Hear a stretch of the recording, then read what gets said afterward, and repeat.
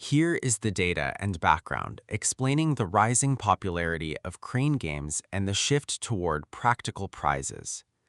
The fourth boom and market growth. The crane game market in Japan is currently experiencing what industry experts call the fourth boom. According to recent data from the Japan Amusement Industry Association, the market size for crane games alone has exceeded 300 billion yen. While the overall number of traditional arcades has declined over the past decade, crane games have become the savior of the industry, driving record revenues and expanding into locations like convenience stores. Why food and daily necessities are popular. In recent years, brand new facilities operating as crane game supermarkets have emerged, offering prizes like fresh vegetables, toilet paper, and laundry detergent. With the ongoing rise in commodity prices, families are heavily supporting this trend because it combines entertainment with practical shopping, helping them save money on their household budget. Furthermore, consumer surveys show that adults, especially housewives playing online crane games, feel much less guilty spending money when they win items that are genuinely useful for daily life compared to winning toys or figures. These machines also contribute to society by addressing issues like food loss, featuring products nearing their expiration dates as prizes. The history of crane games in Japan is a fascinating story of evolution from simple arcade machines to a massive 300 billion yen industry. Here is a chronological breakdown of how the market size, prize trends, and playstyles have changed over the decades. The Dawn Period, 1960s to early 1980s. Prizes, small candies and cheap toys. Playstyle, children playing simple mechanical grabbers like the Crown 602 in small local game centers. Market scale, the market was very small and arcades still had a somewhat dark, adult-oriented underground image. The first boom, late 1980s to early 1990s. Prizes, large stuffed animals, plushies. Play style. The turning point was 1985 with the release of Sega's UFO Catcher. With bright lights and catchy music, it became a major social phenomenon and a standard dating activity for couples. Market scale. This boom transformed the industry, bringing young women and couples into arcades and massively expanding the market's revenue. The second boom, late 1990s to 2000s. Prizes, popular anime character goods, high-quality figures, and quirky miscellaneous items. Playstyle, arcades shifted to shopping malls, becoming bright, family-friendly entertainment centers. People played not just to win, but to collect specific character items. Market scale. Home video game consoles began hurting traditional arcade games, but crane games remained highly profitable, starting to become the financial pillar of amusement centers. The third boom and digitalization, 2010s, prizes, elaborate exclusive anime figures, and large snack boxes. Playstyle. The biggest revolution was the birth of online crane games. Players could now remotely control real machines using their smartphones 24/7 from anywhere. Market scale. While the overall arcade industry saw declining revenues, prize games, crane games, accounted for over 50% of the entire arcade market, effectively keeping the industry alive. The fourth boom, 2020s present. Prizes, daily necessities, instant noodles, laundry detergent, and highly practical household items. Playstyle, massive crane game specialty stores with hundreds of machines have opened. 10 yen catchers allow even toddlers to play, transforming the game from a gamble into a family retail experience. Market scale. As mentioned before, the market has hit a record high, surpassing 300 billion yen. In summary, the crane game has survived by constantly changing its prizes and playstyles to match the economic and social needs of each era. The presence of foreign tourists and overseas anime fans is undoubtedly a massive driving force behind the booming crane game market. As you mentioned, the historically weak yen has brought a record number of tourists to Japan. For many of them, visiting an arcade and playing a UFO catcher is a highly anticipated cultural experience, directly boosting the revenue of physical stores in tourist areas like Akihara or Dotonbori. Your observation about the second-hand market is also spot on, though the economic mechanism works in a slightly indirect but highly effective way. When foreigners buy rare limited edition crane game prizes at high prices on sites like Mercari or Yahoo Auctions through proxy services, that money technically goes to the reseller, not the arcade. However, this intense overseas demand creates a highly lucrative secondary market. Knowing that these specific anime figures or plushies can be sold for a premium to foreign buyers, domestic players and professional resellers spend massive amounts of money playing the actual crane games to secure the stock. Therefore, the foreign demand ultimately fuels the incredible revenue of the primary arcade market. Furthermore, many Japanese online crane game apps have directly expanded their shipping services to cater to this international audience. This allows foreigners who got hooked on the games while visiting Japan to continue playing and spending money from their home countries, exactly as you hypothesized. Here is a summary of the research regarding the changes in prize cost limits and how they have directly impacted market expansion. The legal framework, the 800 yen era. In Japan, arcade operations are strictly regulated by the Amusement Businesses Law.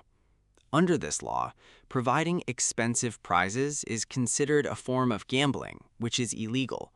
For over 20 years, the maximum allowable wholesale cost for a single crane game prize was strictly capped at 800 JPY. For years, manufacturers had to use extreme ingenuity to create appealing anime figures or large plushies within this 800 yen budget. The turning point, the 2022 revision to 1,000 yen. In March 2022, the National Police Agency finally revised this rule, raising the maximum prize cost from 800 yen to 1,000 yen. This change was absolutely necessary. Due to the rising costs of raw materials, especially plastics in China where most goods are made, global inflation, and the weakening yen, it had become virtually impossible to maintain prize quality at 800 yen. How the legal change fueled market expansion. The 200 yen increase might seem small, but in the wholesale manufacturing world, a 25% budget increase is massive. Here is how it expanded the market. The birth of premium practical goods. At 800 yen, arcades could only offer cheap snacks. At 1,000 yen, they can now offer large, premium assorted boxes of famous sweets, high-brand instant noodles, and larger bottles of expensive laundry detergent. This directly created the current practical goods boom that attracts families and housewives. Boosting foreign and collector demand. The extra budget allowed manufacturers to significantly upgrade the painting, molding, and size of anime figures. The perceived value of these figures skyrocketed, making them highly desirable for foreign tourists and secondary market buyers, fueling exactly the phenomenon you mentioned earlier. The acceptance of 20 yen per play. Historically, crane games were 100 yen per play. However, because the prizes became visibly larger and much higher quality due to the 1,000 yen limit, operators could successfully introduce machines that cost 200 yen per play without angering customers. This doubled the potential revenue per customer, directly expanding the total market size. In conclusion, the relaxation of the legal cost limit from 800 yen to 1,000 yen was the crucial catalyst that saved the industry from inflation. It allowed arcades to diversify their prizes into high-quality daily necessities and premium anime goods, fundamentally changing the target demographic and leading directly to the current 300 billion yen market boom. Collaboration with the food and beverage industry, FMCG. This is perhaps the most significant recent trend, tying directly to the 1,000 yen cost limit increase we discussed earlier. The strategy, Instead of creating original generic snacks, arcade operators partner directly with major food brands, e.g. Calbee, Nissin, Moringa, and Lotte, to create amusement-exclusive versions of famous products. Calbee potato chips, giant cylindrical buckets or mega-sized bags of familiar potato chips that cannot be bought in normal supermarkets. Nissin cup noodles, exclusive flavors or massive assortment boxes of cup noodles, often designed as a survival pack or a humorous giant cup. Impact on the industry. This provides immense legitimacy and trust to the prizes. When a mother sees a giant box of umaibo or pocky, she immediately understands the value of the prize. It transforms the crane game from a gamble for toys into a discount shopping challenge for groceries, directly attracting families and older demographics who previously ignored arcades. Collaboration with YouTubers, VTubers, and influencers. The digital age has brought a new kind of celebrity, and the arcade industry was quick to capitalize on this. The strategy? Partnering with internet creators to release exclusive plushies, acrylic stands, or voice-recorded keychains of their avatars or catchphrases. Hololive or Niji-sanji. Major VTuber agencies frequently release exclusive, high-quality plushies like the popular Nisabeti series or figures only available in specific arcades like Gigo or Namco. Hikaken or Hajime Shacho. Top Japanese YouTubers have had exclusive merchandise placed in crane games, heavily promoted through their own videos, like, "I played 100 times to win my own merch." This drives hyper-targeted foot traffic.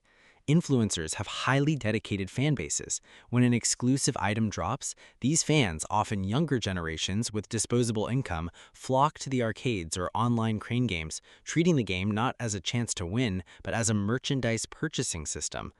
The influencer's video also serves as massive free advertising for the arcade itself. Collaboration with apparel and lifestyle brands. This shifts the prizes from geek culture to mainstream fashion. The strategy? Creating exclusive clothing, bags, or interior goods that feature popular characters but are designed stylishly enough for everyday use. Sanrio versus fashion brands. Sanrio characters, Kuromi, Cinnamon Roll, are incredibly popular. Arcades offer exclusive tote bags, hoodies, or makeup pouches featuring these characters, often in adult cute designs. Outdoors/camping gear. Riding the recent camping boom in Japan, some arcades have collaborated to offer exclusive compact chairs, lanterns, or stainless steel mugs featuring anime or game logos. This significantly expands the female and lifestyle-conscious demographics. It removes the stigma of arcade prizes being cheap toys and elevates them to the level of boutique retail goods. A young woman might not play for a plastic figure, but she will spend money trying to win an exclusive, stylish Kuromi tote bag. The genius of the modern crane game industry is that it no longer relies solely on its own intellectual property. By collaborating with FMCG companies, influencers, and lifestyle brands, the arcade has transformed into a highly dynamic, gamified retail space. It is no longer just an amusement center, it is a promotional platform for other industries. The explosive growth of oshikatsu culture. In recent years, oshikatsu, the act of enthusiastically supporting a favorite idol, anime character, or VTuber, has become a mainstream cultural phenomenon in Japan. For these fans, playing a crane game is not just about getting a toy, it's an act of devotion. They don't care how much it costs because winning the exclusive merch of their oshi with their own hands provides an emotional satisfaction that simply buying it online cannot match. The introduction of cashless payments. Traditionally, the biggest psychological barrier to continuing a crane game was running out of 100 yen coins and having to walk away to find a change machine. Now, many modern arcades have equipped their machines with IC card readers like Suica and QR code payment systems like PayPay. This frictionless spending removes the physical reality of losing money, making it dangerously easy for players to try just one more time repeatedly, significantly boosting average spending per customer. Viral marketing via TikTok and YouTube Shorts. Short-form video platforms are flooded with crane game hacks, how to win, and satisfying winning moments videos. When a user sees a 15-second video of someone easily dropping a giant prize using a specific technique, it creates an immediate illusion of, I can do that too. This user-generated content acts as a massive free advertising engine, constantly driving new and curious players to physical arcades to test the tricks they saw online. The shift to the experience economy. In an age where you can buy almost anything on Amazon with one click, or monoshohi or things consumption, physical retail needs to offer an experience, or kotoshohi or experience consumption. Crane games perfectly capture this. The product being sold is not actually the stuffed animal or the box of snacks. The product being sold is the thrill of the hunt and the dopamine rush of winning. People are happily paying for 5 minutes of high-stakes entertainment, and the prize is just the physical trophy of that experience.